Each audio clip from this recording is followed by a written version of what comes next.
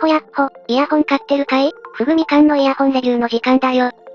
今回紹介するのは、HZ サウンドの新作、ベルライム。3000円以下で購入できる、お手頃な価格の開放型イヤホン。ここ最近は、ライバル機も多い、オリジナルの外装設計な低価格開放型イヤホンなんだけど、HZ サウンドはかなり期待値の高いブランド。HZ サウンドといえば、長く人気を保っている、両作1ダイナミックドライバ低価格モデル、HZ ハートミラーがすごく有名。このイヤホンは、カーボン系の振動板に金属製のハウジングを組み合わせて、綺麗な外装仕上げに完成度の高い明瞭高音型感触サウンドを組み合わせた、中華低価格1ダイナミックドライバが最近めちゃくちゃ面白くなってきた流れの中の先駆者だ。たった12年で5000円周辺の1ダイナミックドライバイヤホンの完成度はがっつり上がってきたわけなんだけど、その中でも、ハートミラーは、未だ感触系のド定番として、その評価を保ってる。故に、その HZ が作った新たなる低価格モデル、ベルライムにも期待値が高まるわけだ。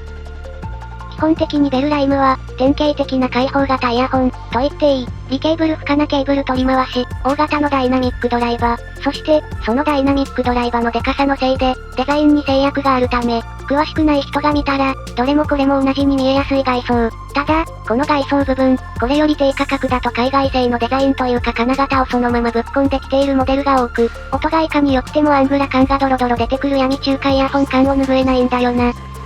ベルライムの外装は、定番の形状を持ちつつも、自社デザイン、プラグ部分や本体の大部分が金属製で作られているんだけど、実際に耳に接触する、ドライバーカバー部分は全てプラ製となっているぞ。この時期は完全金属製のインナーイヤーがものすんごく辛い時期なので、正直、寒い時期には全プラ製はありがたい。また、このプラスチック部分はブラウンの半透明仕上げとなっており、本機の音質の根幹となっている、15mm ダイナミックドライバーがそのまま観察できるようになってる。このサイズの振動板を、耳に直接突っ込むから、開放型イヤホンはこういう形なんだな。生えてるケーブルは、一般的なものだ。タッチノイズが多め、抵抗が多く、服や手などに引っかかる。ただし、開放型イヤホンは、密閉型イヤホンに比べてタッチノイズが大きく聞こえにくいところもあり、このケーブルについては、正直なんかベタベタしてるとかすんごい色してる、とかではなければあんまり不安にはなりにくい。全体に、チープさはなく、よく仕上がっている印象だ。そんな、開放型イヤホンのテンプレートをうまく踏んだ外装に包まれているのは、すでに見えてるけど 15mm の振動板。振動板の素材は複合樹脂、つまり、複数の素材を組み合わせた、樹脂振動板ってことだ。コーティングなどを採用されていない振動板の中でも、最近は差別化が行われていて、その中の一つ、硬さや耐久性など、いろいろ考えて素材を組み合わせたものが複合振動板。安い単層の振動板と比べると、高音域が暴れなかったり、低音域が深かったりと、基本いい印象しかない振動板だな。なので、安いから安い作りのイヤホン、ということはなく、きちんと一昔前の上級機能売りの要素を当然のように備えている点は、人気のハートミラーと同じ、という点は注目どころだ。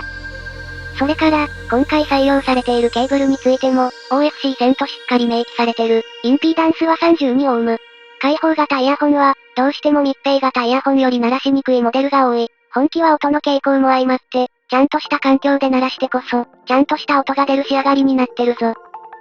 そうそう、今回は提供だったので、指定しなかったらマイク付きのモデルが届いたぞ。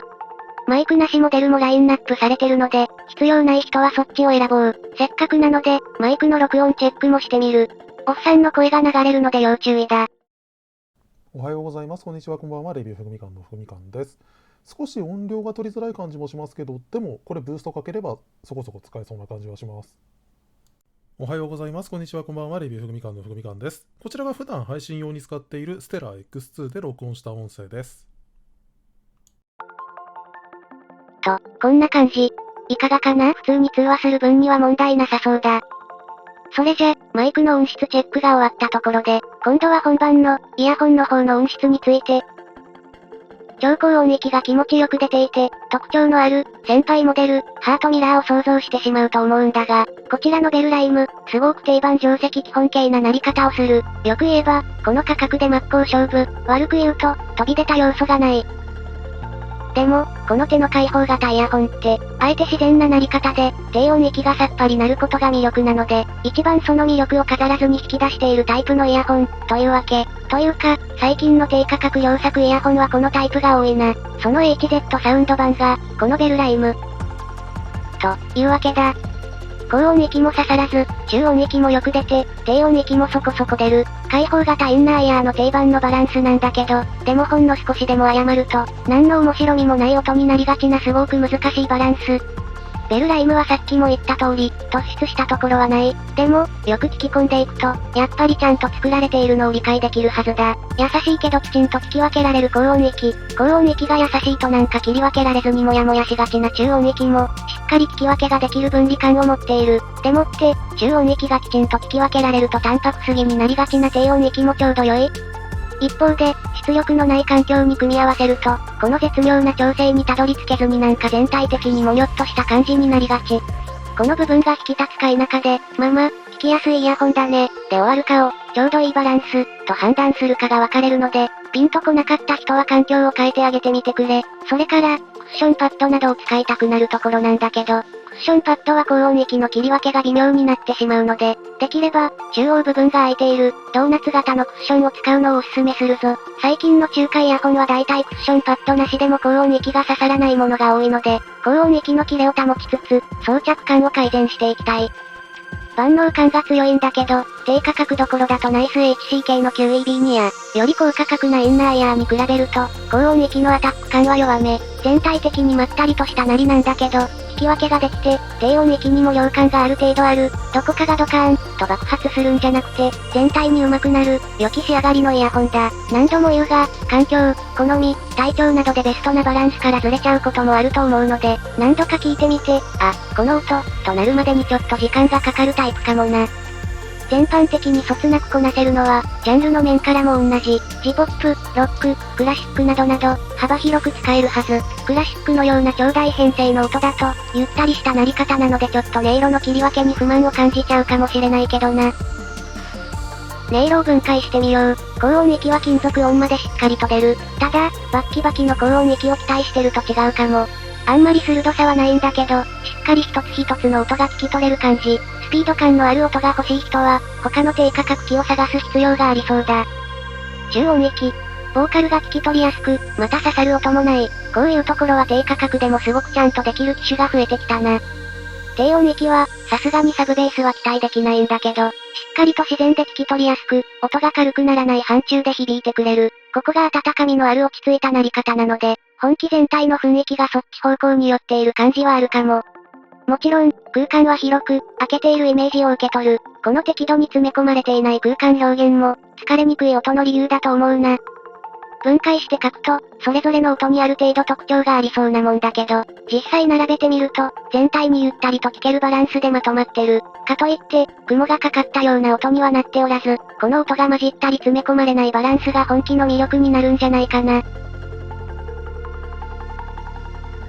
そうそう。本気のような開放型イヤホンは、読んで字の通り、耳の間とハウジングの隙間から音がダダ漏れになる。このご時世ゆえのお外での散歩などで一番威力を発揮するタイプだ。外の音が聞き取りやすく、自分の聴いてる曲もダダ漏れになる。遮音性ねえよ、んなもん、という割り切った心で使おう。ヘッドホンよりも心も音も軽やかなので、人によっては病みつきになるはずだぞ。この音質に加え、軽量で肌に触れる部分が樹脂製のベルライムは、いろんなシーズン、シーンで扱いやすい。遮音性のなさは、むしろ周囲の音を聞きながら音楽を楽しめるというわけで、シチュエーションによっては有利だし、長時間音楽を聴きながら何かをしたい時にも向いている。耳が蒸れないので、密閉型好きな人にもメリットは多いぞ。ベルライムは派手な要素こそ少ないものの、誰でも扱いやすく、落ち着いて聴ける音の仕上がりなので、場合によっては初めて触るのはハイエンドよりこっちの方が良い場合もある。ぜひとも検討してみてくれ。というわけでまとめていこうか。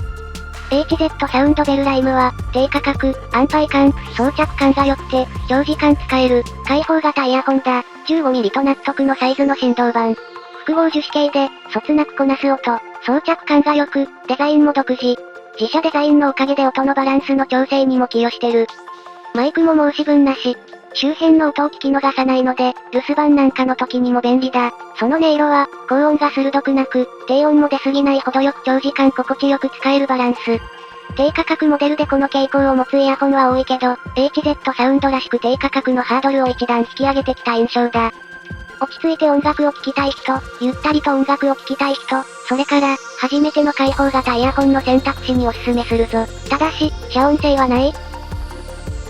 と、こんなところだな。これは裏話なんだけど、最近は体力とか、イヤホンを聞きすぎた関係で、10分話すのがすごく難しいと思ってたんだけど、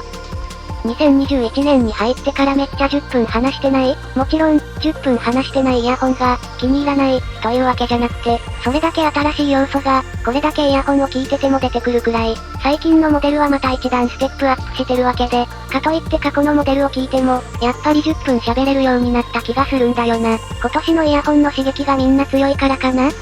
といったところで今回はここまで、近日中に同価格帯のライバル、ナイス HCKEB2S も紹介する予定だぞ。